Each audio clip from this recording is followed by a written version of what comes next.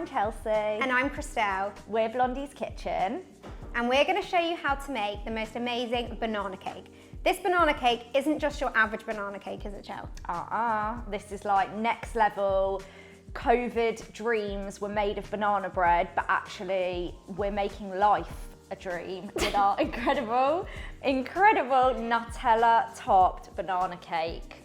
Game changing. How many of you made before, do you reckon? Banana cakes, because it's something that you always start off with. So banana true. cake's like easiest thing. recipe, but we're not making ours in a loaf tin, we're making ours in a cake, because this cake is very, very special. So true. So should we get started? Yeah. Christelle's going to show you how to line the tin, because I'm just not pro at lining tins, and Christelle So I've is. just got a bit of parchment paper. I'm going to line this edge and the centre, because we do not want this cake to get stuck. We're using a 20 centimetre cake tin. If you did want to swap and use a loaf tin instead, you absolutely can. This has the wow factor, however, so if you want to make it va-va-voom, then use a round tin. Va-va-voom?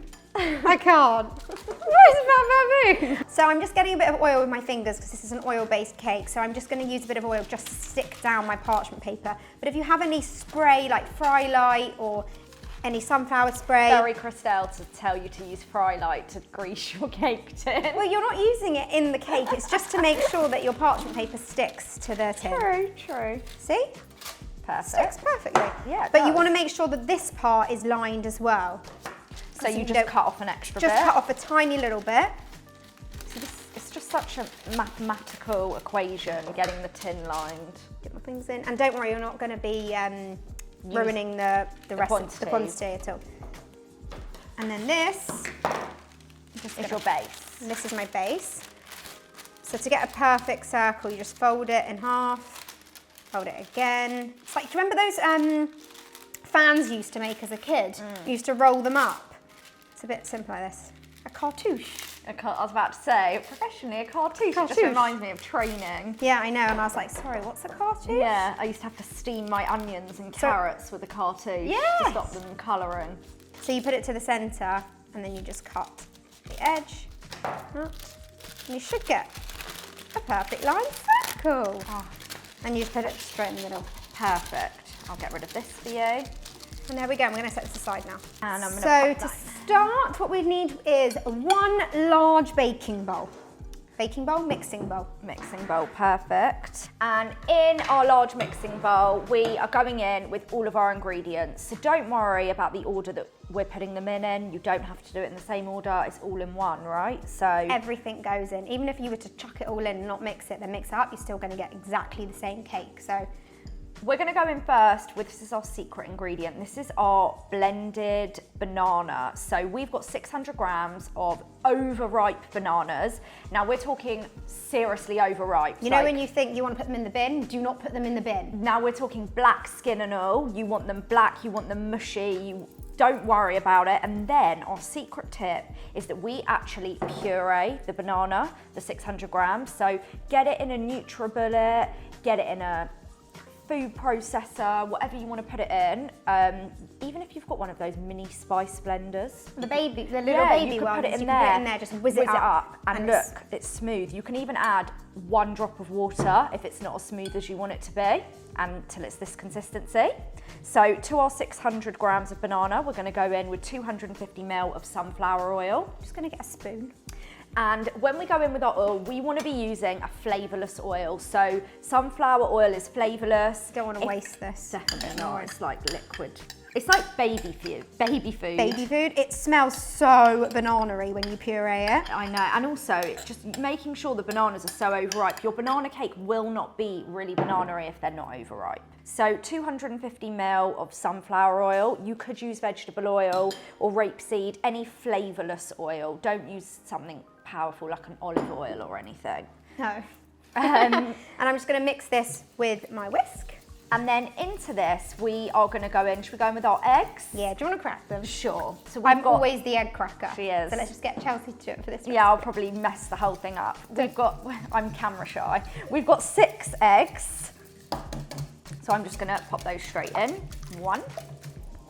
So I'm just going to leave it until you've got them all in, just in case you've got any shell. So if you get any shell in here, it's fine. Just use the one half and scoop it up and it will stick to the eggshell. Versus than chasing it with your finger. Has anyone ever done that where you're like, meh, meh, meh, meh? It never works. No. Did you bake lots of banana cakes in lockdown? To be honest, all I baked in lockdown, Christelle, was cookies. We didn't really have much time, did we? No.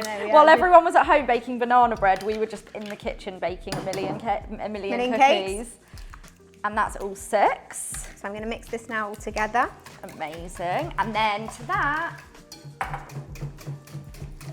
so you can see this is so simple. So simple. Add it all in, nothing is going wrong, and yeah, we're doing it by hand. So again, we're trying to make your life as easy as possible. I say we're doing it by hand. What I actually mean is Christelle's doing it by hand. I'm doing it by hand. Chelsea's standing there looking pretty. I've got some vanilla paste here. We always like to use the paste versus essence or extract even, just because it's got so much better flavour. And I really don't want to waste any of it. It's so expensive. Yeah, so I'm just going all in. And you can buy paste from your local supermarket. Yeah, perfect. And then you can see all the little speckles of the vanilla. Just washing my hands. 530 grams of golden caster sugar going in. It seems like a lot, but you know, how often do you eat a slice of cake? Every day. I was about to say, unless you're us, which is more often than we probably should. I probably eat cookies more than cake. Yeah, true, same. You're more of a cake and... A cake's a weekend thing for me. Yeah, but you love like a Victoria sponge. You can't beat it. Like if she sees Slice that of anywhere, cake, cup of tea, stunning. Such an old lady. So I am, just gorgeous. So that's all in, amazing. And then finally we can just go in with our flour and our salt. So pinch of salt, we really say this every time we're like bored of the sound of our own voices, but honestly, you need to add salt to whether you're making something savoury or sweet. It just enhances the sweetness and balances the sweetness. So generous pinch of salt, and then we're going in with 450 grams of self-raising flour. Yeah. We want this cake to rise, so it's got the raising agent in it. Smells heavy. Yeah, I'm gonna watch you do this now. You're so strong. What do you mean? I'm mixing a bowl. I know, but so basically, you just want to do in figures of 8. Make sure you're getting all the flour in. So this cake recipe is very runny. So with banana cake, I prefer our cake, fudgy. So when you have it as a wetter consistency in an oil-based cake, you're going to get a fudgier texture. So we always make our banana cake with oil. Definitely. But there is one that you do with butter, isn't there? There is. It's actually really, it's slightly different. It just depends on the type you're going for. Like you said, this almost gets better with age. Oh my God, it ages. You've got to leave it. You've got to leave it. If you wrap this in foil and cling and you leave it for 3 to 4 days on the side, you just won't believe it. Every time you open it, you're going to get a hit of that banana smell, and you're going to see a sticky. It's just phenomenal, honestly. This genuinely, this is no joke. This is the best banana cake you will ever make. You're getting her going. You don't have to decorate it with Nutella, do you? Because Christelle loves this cake because it's dairy-free, and she's got a lot of people in her family that don't necessarily eat dairy. And it's just the perfect go-to cake. It's a crowd pleaser. And that's it, it's ready, isn't it? Yeah. So as you can see, it's really runny. Don't panic, that's how it should be. I love the batter. If you are using a springform tin that you've had for donkey's years sitting in the cupboard and has holes in, don't use it because it will leak out through the sides. It's very, very runny, this cake. So we're using a tin that just has a loose bottom. Oh, hold on, I've got a bit of flour. You've got some flour pockets hiding. Yeah, that does happen, so make sure you really give it a good stir. Wow, that looks perfect. Okay, so we're going to pour it in.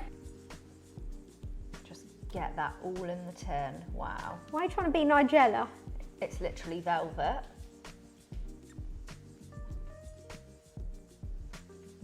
So now the batter's all in our tin and half of it's in our mouths because we licked the bowl, but you can totally do that too. Honestly, do it because it tastes so good. So good. We're gonna get this on the middle shelf of our oven, preheated at 175, that's conventional or fan, for about 1 hour. Now So it takes a really long time to bake this cake. It's very runny, so you've got to give it time and you have to check it every so often, and every oven varies. So do it for an hour. We do recommend checking after 45 minutes with a skewer. If a skewer inserted in comes out clean, it's cooked. If not, back in for 15. And then after an hour, if yours is still not cooked and the top is going really golden, just cover it with a sheet of aluminium foil to finish off the baking.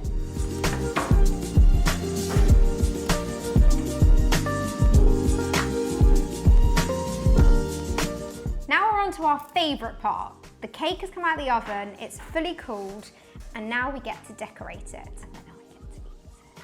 But do not ice this cake if the cake is still hot, because the Nutella icing will melt all over it and you're not going to get the amazing effect I'm going to show you how to make. Christelle's going to show you the most incredible piping. It's not even piping, no, it's just like decorating swirl effect on the top of our cake. We actually sell this cake in a slightly different version with chocolate chips through it at our Selfridges concession in London. People go mad. Mad. As soon as the cake is on the counter, slice, slice, slice, gone. Literally, and we sell big slices of this cake. Yeah. So the cake is cool. It's on our little turntable. If you've got one of these, amazing. If you don't worry. Just put it onto a flat cake plate or cake stand. And now we're going to take the parchment off. So make sure you remove this. It would be very you, wouldn't it, just to be eating a slice of cake quickly and then eating the parchment paper. And remember, you have got parchment on the base of your cake as well.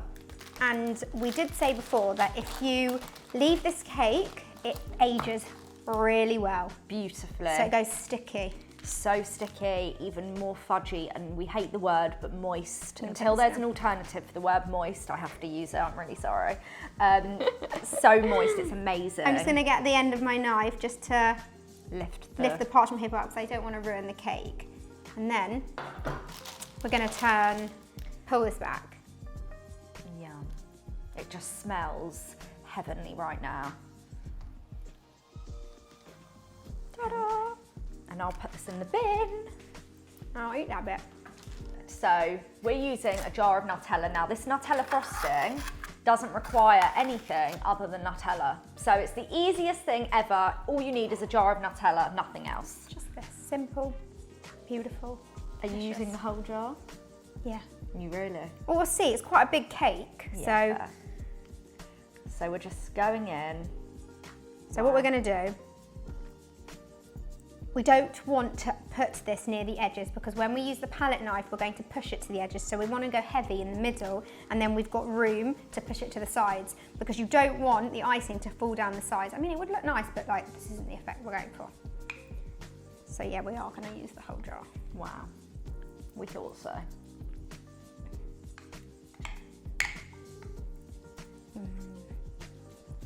Do you like Nutella? I love it. Do you like? You actually ate it yesterday. I think it improved, did I? Yeah, and you were like, "This is addictive." Oh my god! She was like, "I have to go back for more." It's just got something in it. It just does something for me. I know I'm not the only one out there. So hold on, Nutella.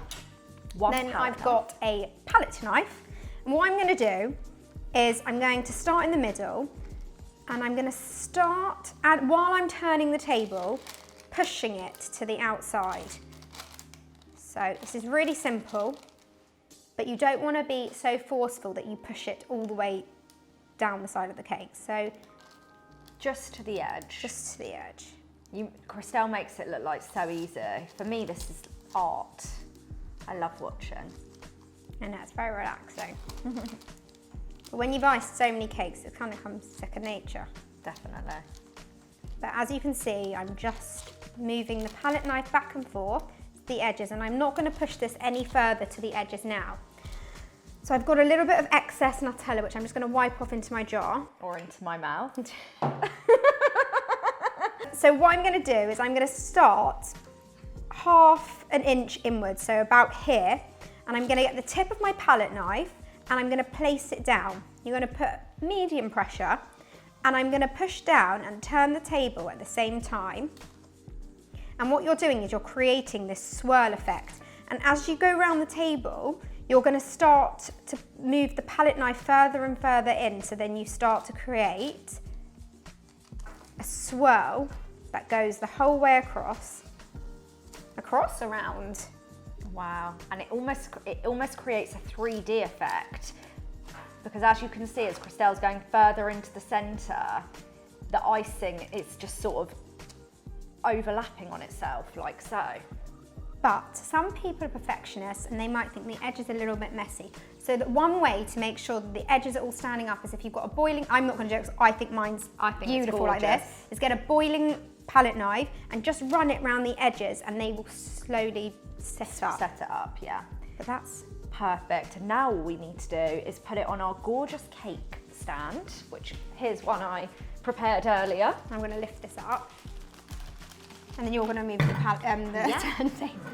It's quite heavy, so be careful. And there we go. We have the perfect banana cake with our Nutella frosting. And I need a slice now. Do you want to cut it? Yes, I'm ready. But guys, we really hope you enjoy making this. It's next level. Make sure you like and subscribe if you want to see more, which we really hope you do. And we're now just going to eat some cake. Very close to me. So we're going to eat some cake. Okay, let's take that away from you. But thanks guys for watching. Thank you.